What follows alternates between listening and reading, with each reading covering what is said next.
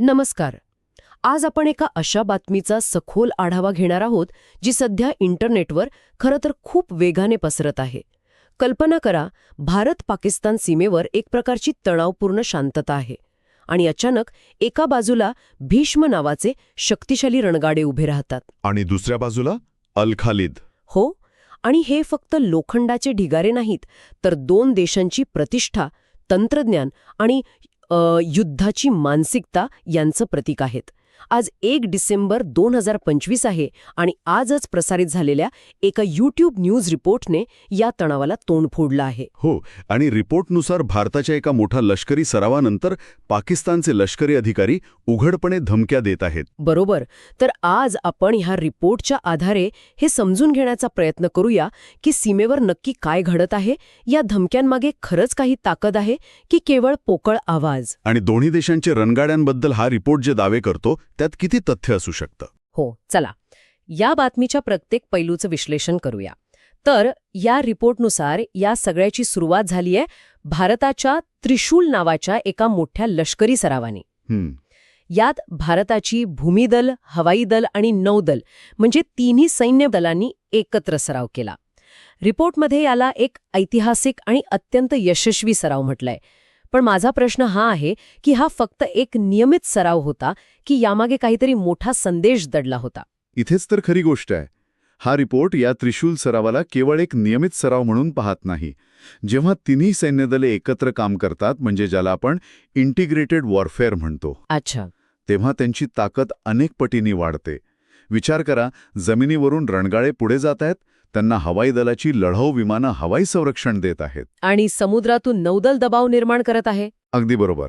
हा रिपोर्ट सांगतो की त्रिशूल सराव हा जगाला, विशेषतः शेजारी देशांना, भारताच्या याच एकत्रित लष्करी क्षमतेचा एक थेट संदेश होता. संदेश हा होता की भारत कोणत्याही प्रकारच्या आव्हानाला तोंड देण्यासाठी पूर्णपणे सज्ज आहे. आणि या सरावांनंतर लगेचच भारताने एक असं पाऊल उचललं ज्याची पाकिस्तानला अजिबात अपेक्षा नव्हती, असं रिपोर्टमध्ये म्हटलंय. हो, सराव संपताच भारताने आपले सर्वात शक्तिशाली रणगाडे T-90 भीष्म थेट पाकिस्तान सीमेजवळ राजस्थानच्या वाळवंटी आणि मैदानी भागात मोठ्या संख्येने तैनात केले. आणि हे खूप महत्त्वाचं पाऊल आहे, कारण राजस्थानचा वाळवंटी भाग हा रणगाड्यांच्या युद्धासाठी म्हणजे अत्यंत महत्त्वाचा मानला जातो. का? म्हणजे सपाट जमीन असल्यामुळे? हो, सपाट जमीन असल्यामुळे रणगाडे वेगाने पुढे जाऊ शकतात. अशा ठिकाणी T-90 भीष्मसारखे आधुनिक रणगाडे तैनात करणं हा एक अत्यंत आक्रमक पवित्रा मानला जातो.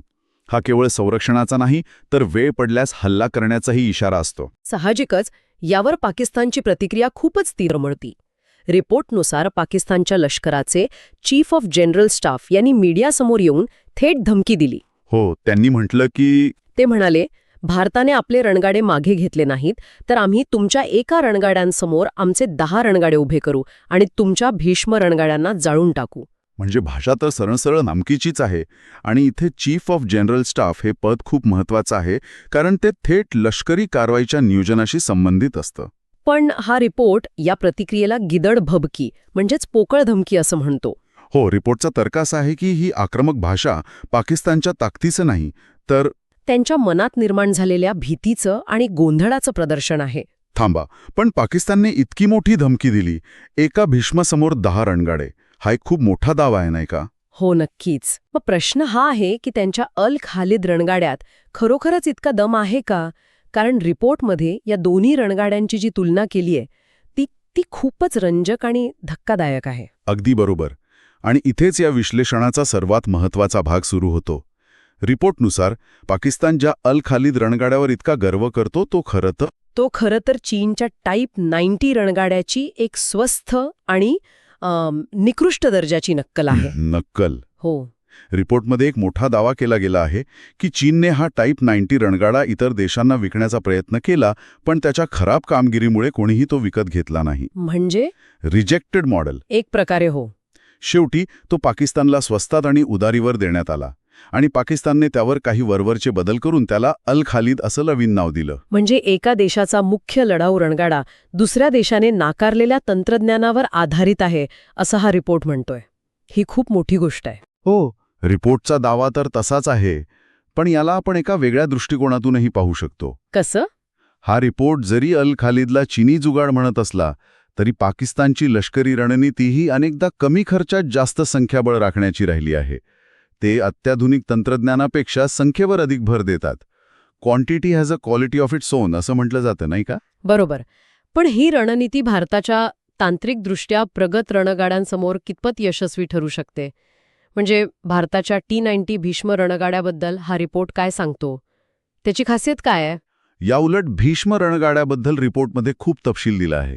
हा मूळ रशियन बनावटीचा T-90 रणगाडा असून तो बॅटल प्रूव्हन आहे. बॅटल प्रूव्हन म्हणजे युद्धात पारखलेला. चेचण्यासारख्या अनेक युद्धांमध्ये त्याची ताकद सिद्ध झाली आहे. त्याला माहिती आहे की प्रत्यक्ष युद्धभूमीवर कसं काम करायचंय. तो दिवस, रात्र, वाळवंट, बर्फ किंवा जंगल अशा कोणत्याही परिस्थितीत प्रभावीपणे काम करू शकतो. रिपोर्टमध्ये त्याच्या काही खास तंत्रज्ञानाचा उल्लेख आहे, जसं की थर्मल इमेजिंग आणि नाईट विजन. हे शब्द आपण अनेकदा ऐकतो, पण याचा नेमकं काय फायदा होतो? हा खूप महत्वाचा मुद्दा आहे. राजस्थानच्या वाळवंटात दिवसा प्रचंड उष्णता असते आणि रात्री तापमान खूप खाली जातं. हो. अशावेळी रणगाड्याचं इंजिन आणि गोळीबारानंतर त्याच्या बॅरलमधून निघणारी उष्णता ही थर्मल इमेजिंग तंत्रज्ञानामुळे रात्रीच्या मिट्ट अंधारातही स्पष्टपणे दिसते. अच्छा. भीष्म रणगाड्यातील हे प्रगत तंत्रज्ञान त्याला शत्रूच्या रणगाड्याला ते हल्ला करण्याच्या तयारीत असतानाच अनेक किलोमीटर दुरून शोधून नष्ट करण्याची क्षमता देतं. लष्करी भाषेत याला ओनिंग द नाईट म्हणजे रात्रीवर वर्चस्व गाजवणे असं म्हणतात. म्हणजे जिथे शत्रूला काहीही दिसत नाही, तिथे भीष्म रणगाडा आपलं लक्ष सहज साधू शकतो.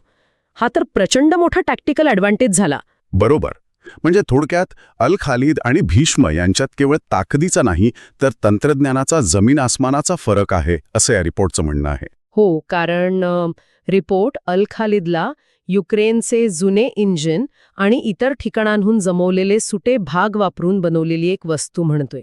तर भीष्मला एक अत्याधुनिक आणि सिद्ध झालेलं शस्त्र म्हणून. त्यामुळे जेव्हा पाकिस्तानी जनरल एकास 10ची भाषा करतात तेव्हा रिपोर्टच्या मते ते केवळ एक मानसिक दबाव टाकण्याचा प्रयत्न करत असतात. तर मग या सगळ्याचा अर्थ काय? जर पाकिस्तानचे रणगाडे तांत्रिकदृष्ट्या इतके कमकुवत आहेत, तर मग ते एवढ्या मोठ्या धमक्या का देत आहेत? यामागे अनेक कारणं असल्याचं रिपोर्ट सूचित करतो. पहिलं आणि सर्वात महत्त्वाचं कारण म्हणजे पाकिस्तानला आतून हे माहीत आहे की खऱ्या आणि दीर्घकाळ चालणाऱ्या युद्धात ते भारतासमोर टिकू शकत नाहीत. त्यांची आर्थिक परिस्थिती सुद्धा. अगदी बरोबर. त्यांची आर्थिक परिस्थिती सैन्याला सतत रसद पुरवण्याची परवानगी देत नाही. त्यामुळे मीडियामध्ये मोठ्या धमक्या देऊन ते जगाचं लक्ष वेधून घेण्याचा प्रयत्न करत आहेत. म्हणजे हा एक प्रकारचा आंतरराष्ट्रीय दबाव निर्माण करण्याचा प्रयत्न आहे. याला आपण माहिती युद्ध किंवा इन्फॉर्मेशन वॉरफेअर म्हणू शकतो. अच्छा. कारण अशा धमक्या केवळ आपल्या देशातील जनतेला दिलासा देण्यासाठी किंवा लष्कराचं मनोधैर्य टिकवून ठेवण्यासाठी नसतात, तर त्या आंतरराष्ट्रीय समुदायाला एक संदेश देण्यासाठी असतात. संदेश हा असतो की इथे परिस्थिती गंभीर आहे, तुम्ही हस्तक्षेप करा. म्हणजे जमिनीवरची परिस्थिती बदलण्यापेक्षा परिस्थितीबद्दलची जगाची समज बदलण्याचा हा प्रयत्न आहे. प्रिसाइजली. हेच या रिपोर्टचं विश्लेषण आहे. रिपोर्टमध्ये काही जुन्या घटनांचाही उल्लेख आहे, जसं की 1999चा कारगिल युद्ध, 2016चा सर्जिकल स्ट्राईक आणि 2019चा बालाकोट एअर स्ट्राईक. हो, या घटनांचा संदर्भ इथे कशासाठी दिलाय? या घटनांचा संदर्भ देऊन रिपोर्ट हेच सांगू पाहतो की भारताचा प्रतिसाद देण्याचा स्वभाव आता बदलला आहे. पूर्वी भारत स्ट्रॅटेजिक रिस्ट्रेंट म्हणजे सामरिक संयम पाळायचा. पण आता तसं नाहीये. नाही. या घटनांनंतर भारताने प्रोॲक्टिव्ह डिफेन्स म्हणजे आक्रमक संरक्षणाचं धोरण स्वीकारलं आहे. रिपोर्ट म्हणतो की पाकिस्तानने जेव्हा जेव्हा आगळीक केली तेव्हा भारताने त्याला सीमेपलीकडे जाऊन सडेतोड उत्तर दिलं आहे. म्हणजे भीष्म रणगाड्यांची तैनाती हा त्याच बदललेल्या धोरणाचा एक भाग आहे. नक्कीच. भीष्म रणगाड्यांची तैनाती हा पाकिस्तानसाठी एक शांत पण अत्यंत कडक संदेश आहे. शब्दांचा नाही तर कृतीचा संदेश. बरोबर. हा संदेश आहे की भारताची प्रत्येक हालचालीवर नजर आहे आणि गरज पडल्यास प्रत्युत्तर देण्यासाठी एका क्षणाचाही विलंब केला जाणार नाही. रिपोर्टच्या मते सीमेवर उभा असलेला हा रणगाडा स्वतःच एक मोठं विधान आहे, ज्याला वेगळ्या शब्दांची गरज नाही. हो. तो भारताच्या ताकदीचे, धैर्याचे आणि कोणत्याही आव्हानाला सामोरे जाण्याच्या दृढ निश्चयाचे प्रतीक बनला आहे. तर या संपूर्ण विश्लेषणावरून एक गोष्ट स्पष्ट होतीये की सीमेवर केवळ लष्करी हालचाली नाहीत, तर एक मानसिक युद्धही सुरू आहे. हो, एक सायकोलॉजिकल वॉरफेअर. जिथे एकीकडे शब्दांचे आणि धमक्यांचे बॉम्बगोळे फेकले जात आहेत, तर दुसरीकडे प्रत्यक्ष जमिनीवर रणगाडे तैनात करून शक्तीप्रदर्शन केलं जाते. भारताने त्रिशूल सरावाने आपली एकत्रित ताकद दाखवली आणि नंतर भीष्म तैनात करून एक शांत पण शक्तिशाली संदेश दिला. आणि यावर पाकिस्तानची प्रतिक्रिया या रिपोर्टनुसार त्यांचा गोंधळाचे आणि अंतर्गत भीतीचे लक्षण आहे. हो, आणि या संपूर्ण विश्लेषणातून एक विचार करण्यासारखा प्रश्न नक्कीच समोर येतो. कोणता? हा रिपोर्ट तंत्रज्ञान, हार्डवेअर आणि लष्करी ताकदीच्या तुलनेवर खूप भर देतो. पण आधुनिक युद्धांमध्ये जिथे माहिती आणि माध्यमांचा प्रभाव प्रचंड वाढला आहे, तिथे सीमेवर उभ्या असलेल्या रणगाड्यांइतकंच अशा बातम्यांमधून आणि वक्तव्यांमधून तयार केल्या जाणाऱ्या कथानकाचं म्हणजे नरेटिव्हचं आणि मानसिक दबावाचं महत्त्व किती असतं? हो, 21व्या शतकातील संघर्ष केवळ सीमेवर लढला जातो की लोकांच्या मनात आणि मोबाईलच्या स्क्रीनवरही लढला जातो, यावर विचार करायला नक्कीच वाव आहे.